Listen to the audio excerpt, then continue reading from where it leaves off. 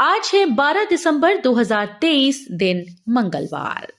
नमस्कार, सुप्रभात। न्यूज छत्तीसगढ़ में आपका बहुत बहुत स्वागत है। इससे पहले आप छत्तीसगढ़ के कौन से जिले से न्यूज को देख रहे हैं, कमेंट में हमें जरूर बताइए। साथ ही डेली अपडेट रहने के लिए चैनल को सब्सक्राइब जरूर करें। छत्तीसगढ़ में विष्णुदेव साय का शपथ ग्रहण 13 तक, पीएम मोदी हो सकते हैं शामिल। छत्तीसगढ़ के नए मुख्यमंत्री आदिवासी नेता विष्णुदेव साय होंगे। रायपुर के प्रदेश भाजपा कार्यालय कुशाभाऊ ठाकरे परिसर में रविवार को हुई विधायक दल की बैठक में उन्हें विधायक दल का नेता चुना गया। इसके बाद साय ने राजभवन पहुंचकर राज्यपाल विश्वभूषण हरिचंदन से मुलाकात की और सरकार बनाने का दावा पेश किया। राज्यपाल ने साय को मुख्यमंत्री नियुक्त कर उन्हें मंत्रिमंडल गठन के लिए आमंत्रित किया है। प्रधानमंत्री नरेंद्र मोदी की उपस्थिति में 13 दिसंबर तक शपथ ग्रहण होगा। वहीं साय अस्थायी मुख्यमंत्री निवास पहुंच गए हैं। किसानों को बोनस तो आवासहीनों को आवास की सौगात। छत्तीसगढ़ को उनका नया मुख्यमंत्री मिल चुका है। रविवार को भाजपा के विधायक दल की बैठक में 4 बार के सांसद और 2 बार के विधायक रहे विष्णुदेव साय को छत्तीसगढ़ राज्य के नए मुख्यमंत्री के तौर पर चुना गया। आने वाले 13 दिसंबर को राजधानी के साइंस कॉलेज मैदान में नए सीएम का शपथ ग्रहण समारोह का कार्यक्रम होगा। 75 करोड़ के 5 पुल को नए सरकार से हरी झंडी का इंतजार। सेतु निगम ने 75 करोड़ की लागत से जिले के 5 महत्वपूर्ण पुल निर्माण के लिए 4 माह पहले प्राक्कलन तैयार कर कांग्रेस सरकार को भेज दिया था। जिन स्थानों में पुल का निर्माण होना है उनमें कसरेंगा से छुरी, गोपाल से नवापारा, लहरापारा से कुंभीपानी, लोड़ी बहरा से मातिन और भैरोताल से कपाट मुड़ा पुल शामिल है। नए पुलों के बन जाने से निकटवर्ती गांव से 450 किलोमीटर की दूरी 210 किलोमीटर में सिमट जाएगी। एक सीएम और 2 डिप्टी सीएम के ऐलान के बाद मंत्री पद पर सबकी नजर। छत्तीसगढ़ में बीजेपी ने बम्पर जीत हासिल की, जिसके बाद मुख्यमंत्री कौन होगा इसको लेकर कई दिनों तक सस्पेंस बरकरार रहा। आखिरकार रविवार शाम को विष्णुदेव साय के नाम पर मुहर लगी और उन्हें छत्तीसगढ़ का नया मुख्यमंत्री बनाया गया। मुख्यमंत्री चुने जाने के बाद अब छत्तीसगढ़ में सरकार बनाने की कवायद शुरू हो गई। मंत्रिमंडल में कौन कौन से विधायक को मौका मिलेगा इसको लेकर चर्चाएं होने लगी। चर्चाएं ये भी हैं कि सीएम विष्णुदेव साय को 2 डिप्टी सीएम के साथ साथ 10 सदस्यीय मंत्रिमंडल का साथ भी मिलेगा। छत्तीसगढ़ में मिजोंग तूफान के बाद ठंड का कहर जारी, लेकिन सूरज की धूप से खिल उठे किसानों के चेहरे। छत्तीसगढ़ में बादल छटने के बाद लोगों को बारिश से राहत मिली, लेकिन ठंड अब पहले जैसी नहीं रही। पिछले 4-5 दिनों में छत्तीसगढ़ में चक्रवाती तूफान मिजोंग का प्रभाव देखने को मिला था, लेकिन अब छत्तीसगढ़ में तूफान का प्रभाव कम हो गया है। हालांकि पूरे प्रदेश में हुई बारिश के कारण कई शहरों में तापमान की अचानक गिरावट दर्ज की गई। अब सूरज की किरण के साथ तापमान सामान्य हो गया। रायपुर मौसम विभाग के अनुसार प्रदेश के कई शहरों और ग्रामीण इलाकों में ठंड का असर बढ़ गया है। छत्तीसगढ़ के इस स्कूल में अनोखी पहल, पुराने कपड़ों से बच्चे बना रहे सजावटी सामान। स्कूली शिक्षा से ही विद्यार्थियों को रोजगार शिक्षा देने की योजना में छत्तीसगढ़ लगातार आगे बढ़ रहा है। महासमुंद जिले के सरायपाली विकासखंड में शासकीय उच्च प्राथमिक शाला लांती में व्यावसायिक पाठ्यक्रम लागू किया गया है। ये व्यावसायिक शिक्षा केवल चयनित स्कूल्स में ही दी जा रही है। शासकीय उच्च प्राथमिक शाला लांती में सृजनात्मक रचनात्मक गतिविधियों के अंतर्गत व्यावसायिक शिक्षा को बढ़ावा देने के लिए बच्चों को ऊन से विभिन्न प्रकार के सजावटी सामग्रियों को बनाना सिखाया जा रहा है। ऐसी के फैसले को विष्णुदेव साय ने बताया ऐतिहासिक। कहा यह सिर्फ कानूनी फैसला मात्र नहीं।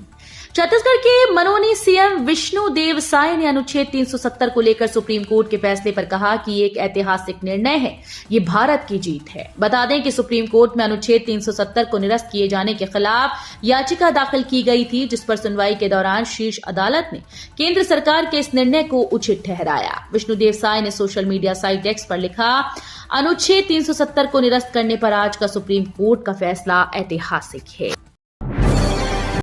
छत्तीसगढ़ कैडर के आईपीएस जितेंद्र सिंह मीणा बने सीबीआई में उप महानिरीक्षक। छत्तीसगढ़ कैडर के भारतीय पुलिस सेवा के वरिष्ठ अधिकारी जितेंद्र सिंह मीणा को केंद्रीय अन्वेषण ब्यूरो में उप महानिरीक्षक के रूप में नियुक्त किया गया। जितेंद्र सिंह मीणा 2007 बैच के आईपीएस अधिकारी हैं। इस संबंध में केंद्र सरकार के कार्मिक मंत्रालय ने आदेश जारी कर दिया। सुकमा में पंचायत सचिव का कारनामा, गरीबों के लिए भेजा गया सरकारी पैसा अपनी जेब में दबाया। छत्तीसगढ़ के नक्सल प्रभावित सुकमा जिले में एक पंचायत सचिव ने वृद्धा पेंशन योजना और केंद्र सरकार की महत्वाकांक्षी योजना मनरेगा में करीब 2 करोड़ 66 लाख रुपए का घोटाला किया। पिछले कुछ महीनों से लगातार शिकायत के बाद बाकायदा इस पूरे मामले की जांच की गई, जिसमें सचिव को दोषी पाते हुए तत्काल उसकी सेवा समाप्त कर दी गई। अवैध कब्जे पर चला प्रशासन का बुलडोजर, 1 एकड़ जमीन को कराया गया कब्जा मुक्त। छत्तीसगढ़ में सत्ता परिवर्तन होने के साथ ही अवैध कब्जों पर बुलडोजर चलना शुरू हो गया। यूपी की तर्ज पर अवैध कब्जों को तेजी से तोड़ा जा रहा है। इस कड़ी में नगर निगम और जिला प्रशासन की टीम ने मिशन स्कूल के पीछे मुख्य मार्ग पर सरकारी जमीन पर हुए अवैध कब्जों को तोड़ दिया है। चाय दुकान की आड़ में कई एकड़ जमीन पर कब्जा किया गया था। शिकायत मिलते ही प्रशासन के अधिकारी हरकत में आए और बुलडोजर लेकर मौके पर पहुंचे और अवैध कब्जे को तोड़ दिया। किसानों को मिली राहत, बेमौसम बारिश के बाद फिर शुरू हुई धान की खरीदी। राजनांदगांव जिले में खराब मौसम के चलते बंद हुए धान खरीदी केंद्रों में धान की खरीदी पुनः प्रारंभ कर दी गई। जिले के कई खरीदी केंद्र लगभग 1 सप्ताह बंद रहे, जिससे टोकन के लिए किसानों को टोकन कटाने के बाद भी अपनी धान की उपज बेचने का इंतजार करना पड़ रहा है। वहीं लगभग सप्ताह भर पूर्व 4 से 5 तारीख को अपनी धान की उपज बेचने कई किसानों को टोकन दिया गया था, लेकिन बारिश की वजह से समितियों में धान खरीदी बंद कर दी गई थी। बंजारी मंदिर में चोरों ने बोला धावा, दान पेटी और मुकुट ले उड़े चोर। शहर से लेकर ग्रामीण अंचल में चोरी की वारदातों से सहमे आमजन सहमे हुए हैं। मानो विभिन्न गिरोह पूरी सक्रियता से लोगों के घर, दुकान, गोदाम का ताला तोड़ रहे हैं। भीड़ भाड़ और सुनसान इलाके वाले मोटरसाइकिल, कार को बड़ी आसानी से ले जा रहे हैं। इन वारदातों के बीच आपराधिक तत्वों ने मंदिर को भी नहीं बख्शा, जहां पूंजी पथरा थाना क्षेत्र तराई माल के पास स्थित प्रसिद्ध मां बंजारी मंदिर में धावा बोलकर दान पेटी ले उड़े। तीरंदाजों से केंद्रीय मंत्री अर्जुन मुंडा ने की मुलाकात, कहा तीरंदाजी का महत्व महाभारत और रामायण में भी। रायपुर के साइंस कॉलेज मैदान में भारतीय तीरंदाजी संघ के राष्ट्रीय अध्यक्ष और केंद्रीय मंत्री अर्जुन मुंडा पहुंचे। इस अवसर पर ढोल धमाके, बैंड बाजे और आतिशबाजी से छत्तीसगढ़ तीरंदाजी संघ के द्वारा उनका स्वागत किया गया। तीरंदाजी संघ के अध्यक्ष कैलाश मुरारका ने फूलमाला से स्वागत किया। इस अवसर पर खेल और कल्याण की डायरेक्टर श्वेता सिंह ने भी स्वागत किया। ब्लास्ट में सीआरपीएफ का एक जवान घायल। जिले के डब्बा मरका इलाके से एक बड़ी खबर सामने आई। नक्सलियों ने सुरक्षा जवानों को नुकसान पहुंचाने के इरादे से आईईडी लगाया था। उक्त आईईडी की चपेट में आने से सीआरपीएफ का एक जवान घायल हो गया। पुलिस से प्राप्त जानकारी के अनुसार सुकमा जिले के डब्बा मरका इलाके में एक नए कैंप स्थापित करने के लिए जवानों की टीम निकली हुई थी। इसी दौरान एक जवान आईईडी की चपेट में आ गया। खबर लिखे जाने तक घायल जवानों को जंगल से बाहर निकालने का प्रयास जारी है।